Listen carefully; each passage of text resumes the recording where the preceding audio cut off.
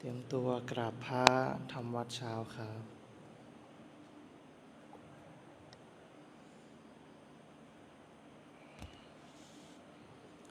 ทั้งหมดกราบพระพร้อมกันครับกราบ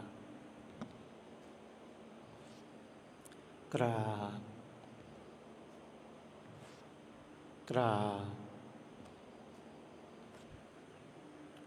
กราบบารมีธรรมพ่อแม่ครูบาอาจารย์ครับทั้งหมดกล่าวคำบูชาพระรัตนตรัยพร้อมกันครับอิมินาสการเรนะพุ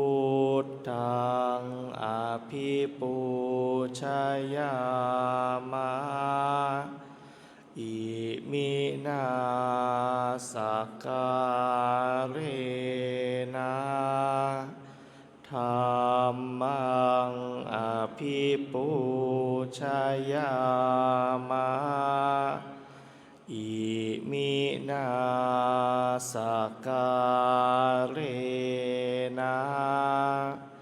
สังฆังอภิปูชยามะอะระหังสัมมาสัมพุทโธภคะวาพุทธังภคะวันตังอภิวาเทมิสวากขาโตภคะวะตาธัมโมธัมมังนามัสสามิสุปฏิปันโนภะคะวะโตสาวกสังโฆสังฆังนะมามิ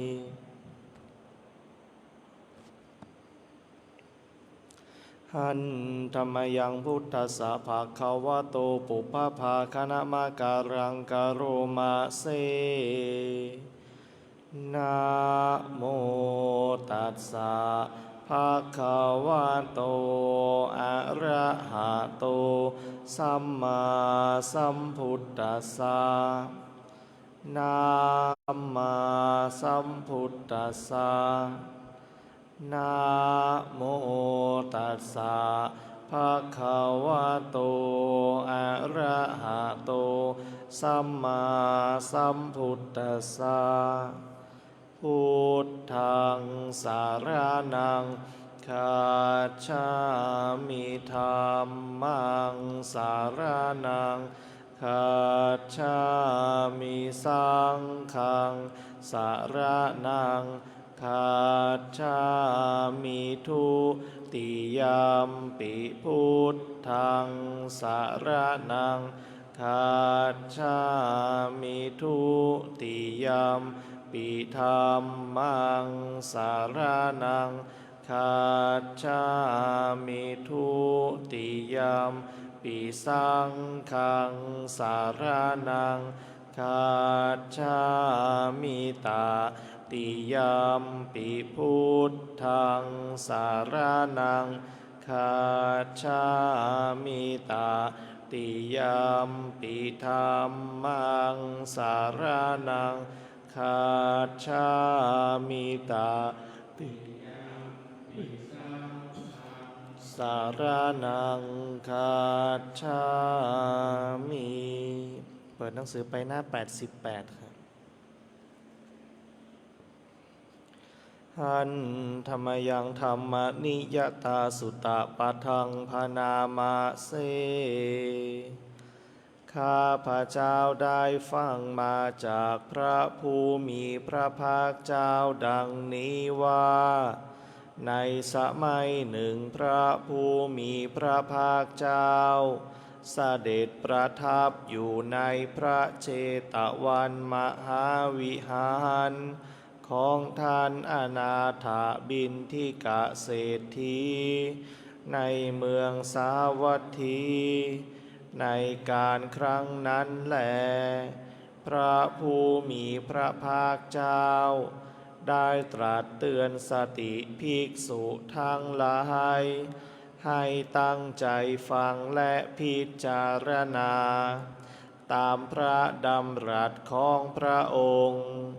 ครั้งเมื่อภิกษุเหล่านั้นกราบทูลด้วยความเคารพพร้อมที่จะรับฟังแล้ว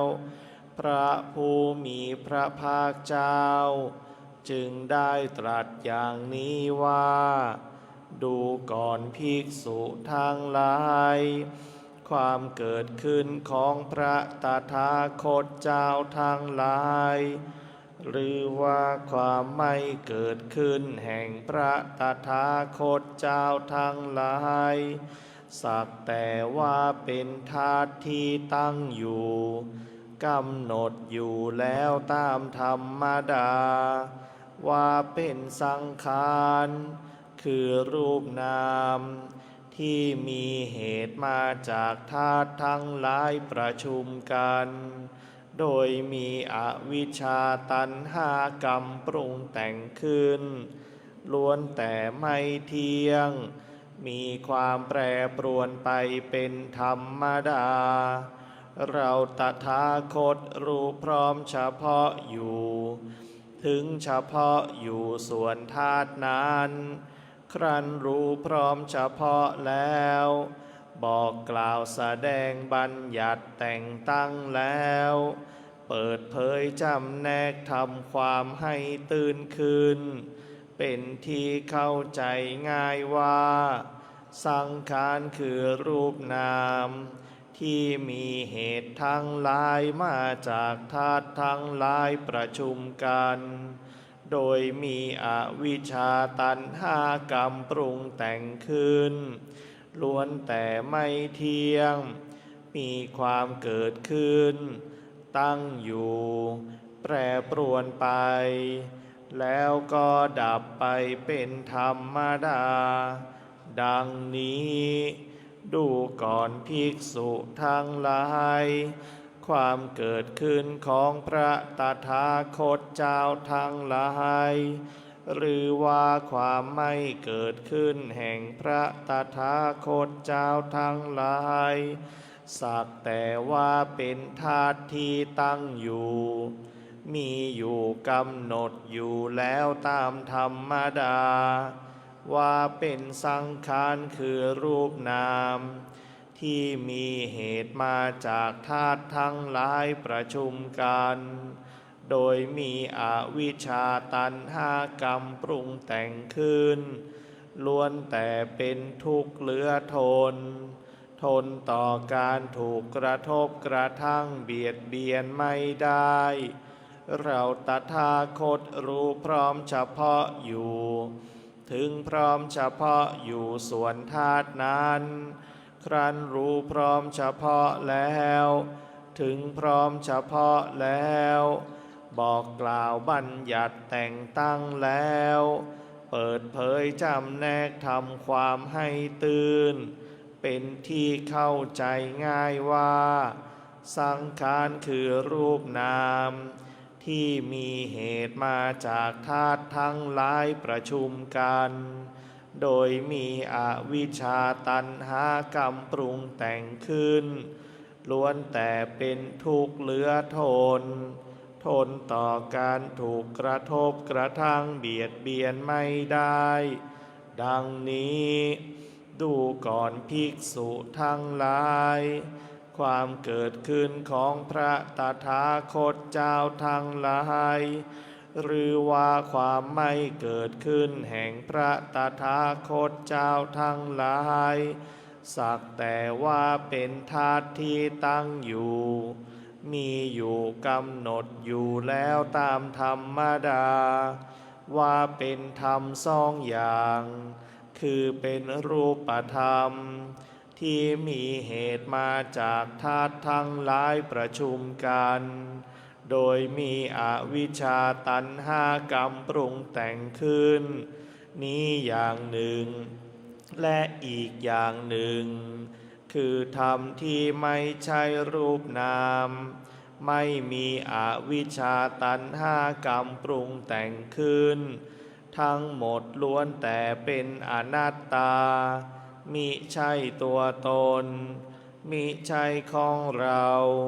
ไม่มีอะไรเป็นแก่นสารของเราต้องสลายไปเราตถาคตรู้พร้อมเฉพาะอยู่ถึงพร้อมเฉพาะอยู่ส่วนธาตุนั้นครั้นรู้พร้อมเฉพาะแล้วถึงพร้อมเฉพาะแล้วบอกกล่าวแสดงบัญญัติแต่งตั้งแล้วเปิดเผยจำแนกทำความให้ตื่นเป็นที่เข้าใจง่ายว่าธรรมทั้งหลายคือรูปนามที่มีเหตุมาจากธาตุทั้งหลายประชุมกันโดยมีอวิชชาตัณหากรรมปรุงแต่งขึ้นนี้อย่างหนึ่งและอีกอย่างหนึ่งเป็นธรรมที่มิใช่รูปนามไม่มีอวิชชาตัณหากรรมปรุงแต่งขึ้นทั้งหมดล้วนแต่เป็นอนัตตามิใช่ตัวตนมิใช่ของเราไม่มีอะไรเป็นแก่นสารของเราต้องสลายไปดังนี้พระผู้มีพระภาคเจ้าได้ตรัสพระธรรมเทศนานี้จบลงแล้วภิกษุทั้งหลายเหล่านั้นก็มีใจยินดีเพลิดเพลินในพระธรรมเทศนาของพระผู้มีพระภาคเจ้าด้วยประการฉะนี้แลเมื่อใดบุคคลเห็นอยู่ด้วยปัญญาว่าสังขารทั้งหลายทั้งปวงไม่เที่ยงเมื่อนั้นเขาย่อมเบื่อหน่ายในทุกข์การเห็นและเบื่อหน่ายอย่างนี้เป็นทางแห่งความหมดจดเมื่อใดบุคคลเห็นอยู่ด้วยปัญญาว่าสังขารทั้งหลายทั้งปวงเป็นทุกข์เมื่อนั้นเขาย่อมเบื่อหน่ายในทุกข์การเห็นและเบื่อหน่ายอย่างนี้เป็นทางแห่งความหมดจดเมื่อใดบุคคลเห็นอยู่ด้วยปัญญาว่าธรรมทั้งหลายทั้งปวงเป็นอนัตตาเมื่อนั้นเขาย่อมเบื่อหน่ายในทุกข์การเห็นและเบื่อหน่ายอย่างนี้เป็นทางแห่งความหมดจดในบรรดามนุษย์ทั้งหลายชนผู้เข้าไปถึงฝั่งคือพระนิพพานมีประมาณน้อยมากทีเดียวส่วนหมู่สัตว์คือชนที่เหลือนอกจากนี้ย่อมแล่นเลาะไปตามชายฝั่งเกาะสกายทิฏฐิอยู่นั่นเทียวสำหรับหมู่ชนที่มีปกติประพฤติตามธรรมที่พระตถาคตเจ้าทรงกล่าวไว้แล้วโดยชอบก็จักถึงฝั่งคือพระนิพพานล่วงพ้นวัฏฏะสงสารอันเป็นที่ตั้งแห่งมัจจุคือกิเลสมารที่บุคคลข้ามได้ยากยิ่งนั้นไปได้บัณฑิตควรจะละธรรมอันดำเสียแล้วพึงเจริญธรรมอันขาวให้มีขึ้นโดยอาศัยเอาจิตเกาะพระนิพพานแดนที่ไม่มีตัณหาออกจากตัณหาอาลัยแล้วพึงละกามทั้งหลายเป็นผู้ไม่มีความกังวลยินดีในพระนิพพานอันสงัดที่ใครๆยินดีได้โดยยากนั้นบัณฑิตควรทำจิตให้ผ่องแผ้วจากกิเลสเครื่องเศร้าหมองทั้งหลายดังนี้แล สำหรับการสวดมนต์สาธยายธรรมในช่วงเช้าไว้แต่เพียงเท่านี้ลำดับต่อไปเราจะได้เปลี่ยนอิริยาบถเป็นการเดินจงกรมครับ